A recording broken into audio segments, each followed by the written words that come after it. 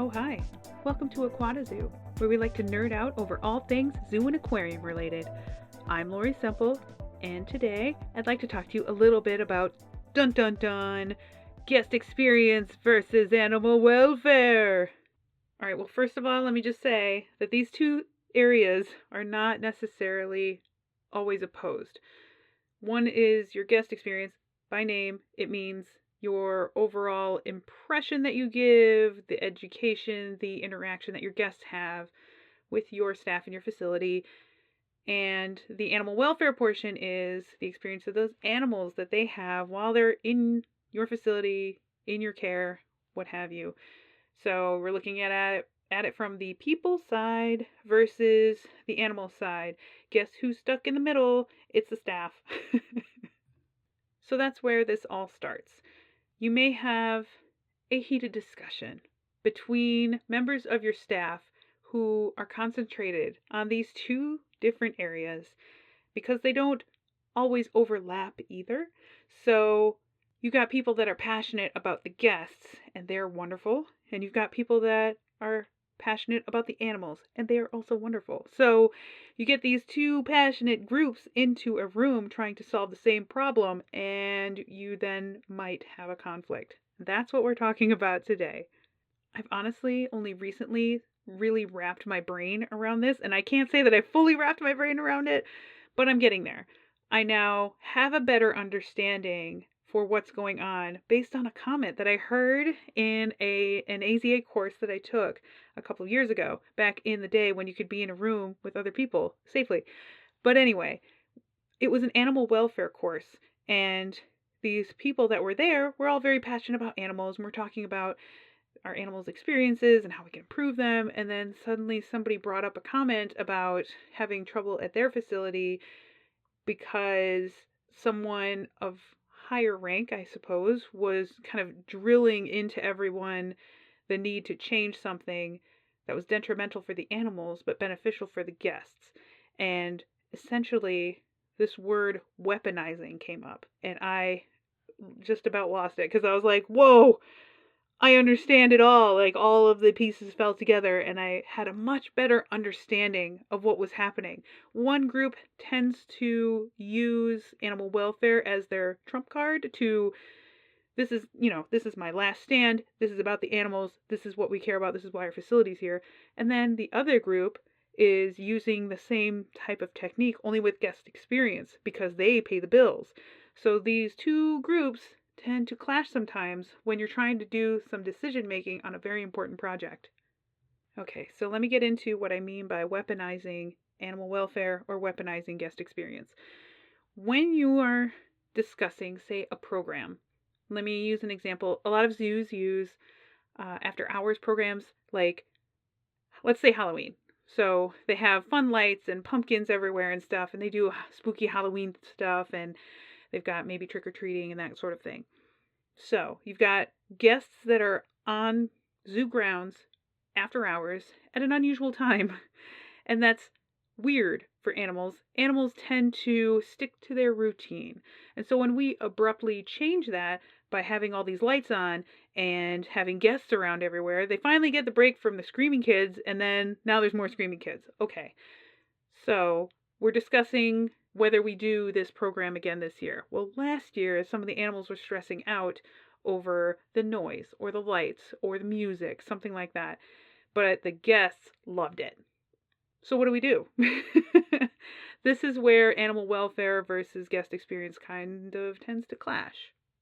Now, when you get really passionate people in the room, ones who are passionate about animal care, ones who are passionate about the guests, these are both groups that you need in order to execute these programs successfully. You want the animal care folks to be on board so that they can kind of help these animals through the experience and honestly make them super comfortable while it's going on so that the guests still see all these natural behaviors that they would normally see, or give them the opportunity to see some behaviors that they might not get to see during the day. That's even better. So you want your animal care team on board with this program, and you also want your guest experience team on it so that it is successful ultimately. Because a lot of times these after hours or special events tend to fund a particular project for the facility or go to a particular conservation effort, that sort of thing. So ultimately, yes, we want all of this to be successful. But when really passionate people get into the same room, but they've got completely different viewpoints, we have a very passionate fight on our hands. I don't recall this ever being something that anyone told me about when I was a baby aquarist years ago. I didn't really realize that this was a thing that I was going to have to deal with later on in my career. So, if anybody is out there getting ready to join the zoo or aquarium field, whether in animal care or not, just know that you're going to have to deal with this at some point. Learn to recognize it and try not to weaponize any phrases like animal welfare or guest experience, because that sets people on the defense, and you're not going to have a very level-headed or rational talk from that point on. So please don't play your trump card right away. It is not the end-all be-all of the discussion. So try to come to a compromise well before you throw down the guest experience or animal welfare card. So in some cases, you will have a point where animal welfare or guest experience will come first. And it's really hard for the other side to accept this. Honestly, it reminds me of politics in recent days. It's a challenge. You're trying to make things better for most people, for most animals, and you're not ever going to come up with the perfect solution, unfortunately. So you have to learn to work together, because ultimately it's the institution that needs to thrive for the good of both the guests and the animals. So we need to work together so that we can get there. So if I'm going to use the Halloween event as an example, so there's lots of music and lights and a party and kids, and animals are exposed to something that they're not exposed to normally. These two groups can work together to make this event work, right? So on the animal care side, they can either do a little bit of what we call resilience training. So getting animals used to a new stimulus, making sure that they're kind of conditioned to it so they don't spook about it. I know Halloween's supposed to be spooky, but for animals, that's usually not a good thing. So basically exposing them little by little to something that's unusual so that when it is happening on a more regular basis, it's not scary anymore. So that might mean playing a little music in the background during the day when they don't normally hear it, but it's not really scary then. So as they get used to kind of hearing some background noise, they learn to tune out that crazy Halloween soundtrack. So do a little resilience training so that the animals aren't stressed out over it. Another option they could do is make it fun for the animals. So give them some special treats or an interesting experience that they don't always have in the evening. Not all experiences are bad. So maybe putting their favorite treat out while this is going on, doing that repeatedly might actually associate the event with something good so that they're not freaked out. They're kind of excited. They are doing those natural behaviors because they're anticipating something fun and exciting like kids do. Make it fun. Also, you could give the animals an out. If they do get to the point where they're stressed out because there's guests there at a weird time and they're just being noisy and obnoxious, it happens, guests are guests.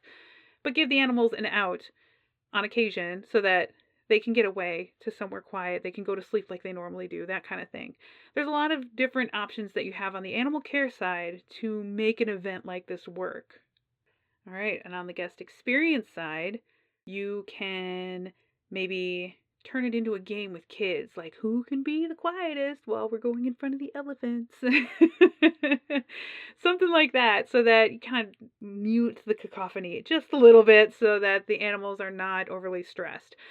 Or maybe move the music away or turn it in another direction so that it's not so obnoxious for the animals. They're not feeling the vibrations. Maybe the lights need to be toned down a little bit. Maybe we need to move this whole thing to another area of the zoo. That's totally fine. There's ways around this that guests may not even notice, but it makes a big impact for the animals, and then your animal care staff is much more willing to kind of compromise in that way. You can also maybe do a little bit of adjustment to lights or volume, or maybe the hours even. Maybe it doesn't need to run quite so late. Maybe you need to take out just this little piece that really seems to set the animals off. Maybe it's like something that is suspended really high, like some kind of ghost thing that's suspended really high and actually freaking the animals out visually. Maybe just take that one thing down. There are ways to compromise. We don't automatically have to go, no, this is what is needed because of guest experience or animal welfare. These are not necessarily opposing forces. We just have to find the happy middle ground where everyone is okay with it and we can at least test some things. Which is a lovely segue into what you can do rather than scream animal welfare or guest experience. You may have the option to test some stuff, which would be great. Maybe give the animal caretakers a little bit of time to work on some resilience training to see if they can get the animals used to extra noise at night, or get them excited about a fun treat that they could have in conjunction with this event where people can see those cool behaviors and they're on exhibit at a weird time and everybody's happy with it. That's totally fine. Maybe you test out, well, what is it exactly that is stressing out the animals? Maybe we can turn down that music just a hair just to see if it works. If it doesn't, okay, now we know we eliminated that. Maybe it's this thing that's hanging really high in a tree and it's really freaking some animals out. Okay, we'll take that down. Let's see if it makes an impact. It might. That may be all you needed. But try some stuff. Be willing to give it a shot. Give it some time. And that's why you need to kind of discuss these things pretty early on. It's not going to be perfect, but the earlier that you can discuss this stuff, the more you can kind of troubleshoot things and test some possible solutions before you're in the middle of your fun program and the animals are stressed out or the people are stressed out and things are falling apart. So when it comes to exhibits, this is where things get really heated and dicey. You're talking about something that's probably a permanent fixture in your facility, and you want to make it accessible to guests and make it fun for them, memorable for them, but you also want it to ultimately benefit the animals in their naturalistic environment, make it as easy for them to live in and desirable for them to live in as possible. And this is where things get a little messy, because you want the world for your guests and your animals, but we can't all afford that. So we've got to find ways to compromise. And if you have really passionate and yet hard-headed people, you're going to have a breakdown in discussions. And it's going to come down to throwing down that card. This is animal welfare. This is guest experience. And weaponizing that phrase to the detriment of everyone. So I guess to emphasize this, I'll kind of share an example that ultimately was an absolute disaster, admittedly, but we tried. So I had an exhibit many years ago that I was taking care of, and we had a new person in leadership who really wanted to make an impression with an exhibit.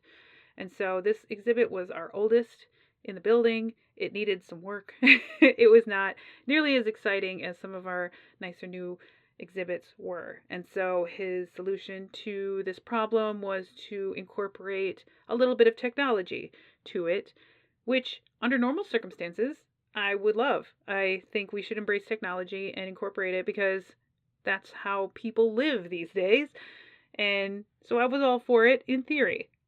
When it came around to how this actually worked, I suddenly became very against it, because basically what was happening was that he wanted us to put chips in some of the animals under their skin, which zoos and aquariums often do for identification purposes and, tracking and all this other stuff. So this is not exactly a new technology, because people do it for their pets as well. It's the same type of thing, the same kind of stuff. So this is not necessarily animal cruelty type issue, but with these animals, he wanted to put these chips in so that when they swam past a antenna that was on the exhibit or in the water or something, they would register on a little kiosk that was outside the exhibit where it would say, "This is Steve the fish." And this is his species, and this is where he normally lives. So it was an interesting discussion, I must say. On one hand, I was kind of okay with it because, like I said, shipping animals was and is a normal operation that we do for husbandry purposes sometimes. But the information that was going to show up on the kiosk, I didn't want people to see this is Steve the fish because that's not educational, really. And we had a disagreement at that point because I thought, why don't we give them some information? No, give them the species of this fish, what they eat, how we take care of them, maybe just some actual information about the species. And the fact that it's an ambassador for its wild counterparts was important to me, and I didn't want to lose that by getting a little too, I don't know, anthropomorphic, I suppose, with calling it Steve the fish. So that was me on the animal care side, and the leader in question was on the other side, more the guest experience side, saying that it was important that people make a connection with our animals, which is true. And he thought that having Steve the fish show up on the screen with its picture was really cool and a way for them to connect directly to that animal. They know which one is Steve, and that's exciting. He was even going so far as to suggest that you could go into the gift shop and buy a replica of Steve the fish in, plushy form, and people could interact with that, or they could even scan Steve the plushy fish with a similar type of antenna, just like Steve the actual fish, and all that information would come up. So it was cute. I get that, as long as it didn't involve actual animals to me. And I was really passionate that it should have some sort of educational component. I was really set on that. So we did try it. I was willing to try it because, I could have been pleasantly surprised. So I went the route of, okay, I don't agree, but also you're the leader, so maybe we should give it a shot, because it's my job. Anyway, I wanted to give it the good try, at least. I wanted to give it a shot, give it some time, see how it would work, and if we could improve. So I didn't really fully understand the technological side of it because I am well aware of what saltwater does to things, particularly antenna type materials. And I know that the acrylic that the exhibit had was really thick. And this guy who made this suggestion had done this at another facility using a glass aquarium where the glass was fairly thin, and it was a much smaller aquarium. So where he had come from and this had been successful, he was trying to just make it happen on a larger scale with our facility, which in and of itself is not that terrible. I tried to talk him into doing kind of like a test period where we would install the antenna just to make sure that it could go through the acrylic and would still read as the fish were passing by, because I was not convinced, given the salt water, given the acrylic, that it could really do it. Turns out I was correct. It was not strong enough to read the way that he wanted to. If the fish came by and like scraped its face across the acrylic like that close, yes, it would read. But if they were any further back than a couple of inches, then it wouldn't register. Granted, many of the fish would come on close to that acrylic and they would read on the kiosk. So ultimately, it kind of worked. We compromised on the information that was coming up by working together on how these fish were ID'd. So I felt strongly that we should not have cutesy pet names for all these animals because they are not pets. They are wild animals. So I was able to get in an appropriate picture to go along with the animal that was just scanned. So these are very clear and beautiful artworks that our illustrator on site did, and she's wonderful. And that was great. And then I got to throw in a little fact about that fish so they would please learn something. And then we also gave them names, but they were related to their scientific names or their common names. So a spadefish we might have called just Spade or Ace or something like that. It's yeah, it's weird. We had red drum, we called them Rojo and Rose and, stuff like that. So it wasn't necessarily Steve the fish, but it was a little bit of a compromise so that we didn't make it seem like these are pets, because they're definitely not. So this is how we kind of went back and forth about an exhibit where we were coming at it from two very different angles and trying to make it work. If you're curious, in the end, no, it did not work because guests are guests and they broke the antenna. Who knew that was going to happen? I mean, I did, but that's fine. It's okay. It was worth giving it a shot. It was an interesting learning period for me, and I had to learn to work with others who are passionate in a different way than I am. And so I thought, even though we couldn't classify that as any sort of success, it taught me a lot, and I learned some things, and hopefully he learned some things. I think our facility learned some things, mainly that this is why we can't have nice things. Guests break everything. But that's okay. It's a learning experience, and ultimately we figured out that that was not the route we wanted to take as far as integrating an exhibit with technology. We gave it a shot. We tried to predict what was going to happen and be sensible about it. Ultimately, no, it didn't work, but it was good to have the chance to try. And innovation does not come without failures, and you just have to be okay with that. Unfortunately, sometimes it takes a lot of money and time, and when you lose that because it's a failure, that's frustrating. But I now look back on that and think about how much I learned, and that is at least useful. Even if the idea didn't seem to me, and probably still doesn't seem to me, as all that sensible. It's okay. I had to try really hard not to just scream about animal welfare and the fact that we were giving animals pet names who aren't pets and sending the wrong impression and all that kind of thing. Things that I fight for as an animal care person that are very near and dear to my heart and that I'm very passionate about. I had to kind of temper those opinions, calm it down, take a deep breath, and try and compromise. And that is really hard to do. And ultimately, I'm glad that we went through it, even though it was so frustrating while it was going on. I thought the top of my head was going to blow off. But, good learning experience, right? So yeah, this is the kind of thing that happens behind the scenes in a zoo or aquarium that a lot of us don't reason through or talk about specifically.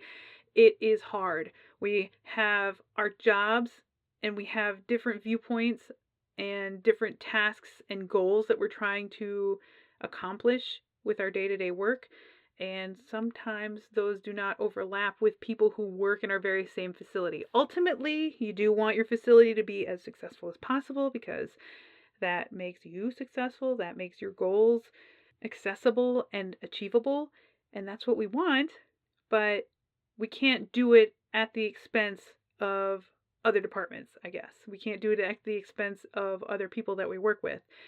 We have to kind of approach it with the mindset that we're all trying to do our best together to push our exhibits ahead, our programs ahead, our institution ahead. And it is a team effort, and having different viewpoints is good. It is what you want, and you want to have those passionate people, but you don't want to have anyone who shoves their passion down other people's throats. No one likes that. It's not fun. But their goals in their work don't necessarily supersede everyone else's goals, if that makes any sense. So be aware of the guest experience versus animal welfare fight. It doesn't happen all that often, but it is a thing that will occur in any zoo or aquarium that's trying to innovate and be creative and find new solutions for problems. If you find yourself in this position, trying to get the other side to understand why animal welfare is important or why guest experience is important. Just know that you don't need to convince them of anything, honestly. You just need to be open-minded and willing to compromise. And that means everyone.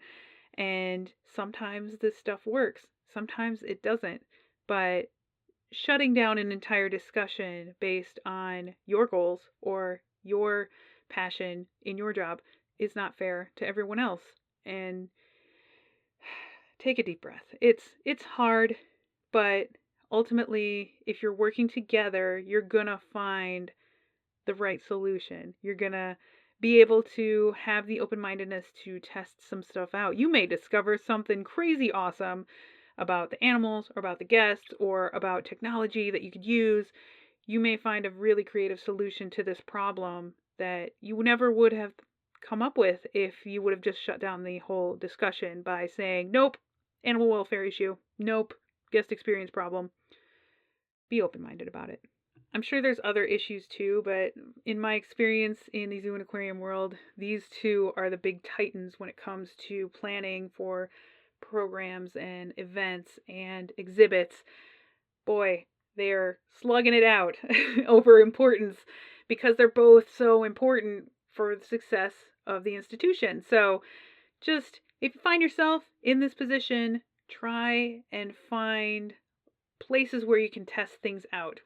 A place to start. Maybe try to find the point where everyone agrees and then branch out from there. It's going to be a challenge. It's going to be tough. It's going to be frustrating. Give yourself as much time as you can to hash it out, to find the places that you can test some possibilities or find that place where you all agree, and then figure out where the viewpoints are diverging and see if there's a place in the middle where you can just kind of settle in for a little bit to see if you can find the ultimate solution that's going to lead to your next creative innovation or your next solution or something. Just be patient with each other. Treat each other with kindness and open-mindedness, please, and you'll be able to figure this out. So yeah, moral of the story is do not weaponize animal welfare. Do not weaponize guest experience. They are both important. They both deserve their time. And it kind of works in politics that way too. So be nice, play nice.